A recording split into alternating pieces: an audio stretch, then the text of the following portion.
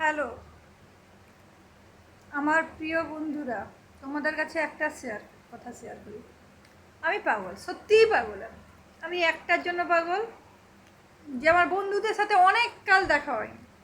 ঠিক আছে, সবাই আমার খুব প্রিয়, দেখা হয়নি তার জন্য পাগল। রটনায় পাগল, সেটা তাদের শখ হচ্ছিল, রটিয়েছে, আই ডোন্ট কেয়ার।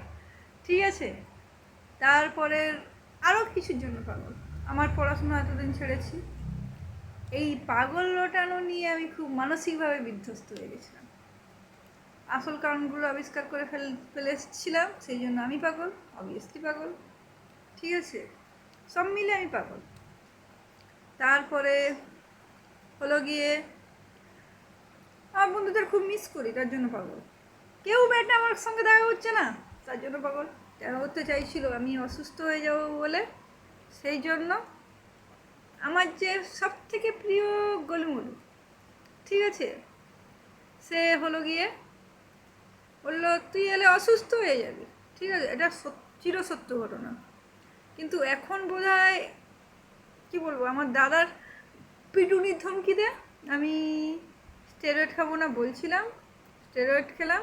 তারপরে একটা ডাক্তার বন্ধু আমাকে ঠিকঠাক সাজেশন দিল গাঁদালু পাতা। ঠিক আছে, তবে একদিন ছাড়া ছাড়া খেতে হবে, 4-5টা করে পাতা মধু দিয়ে। কিন্তু তার মধু কিনতেও টাকা লাগে। কিন্তু এই সব কিছু মিলে সে যা হয় দেখা যাবে, কারণ মানুষজন বুঝতে পেরেছে এ বড় সড়ো একটা পাগল।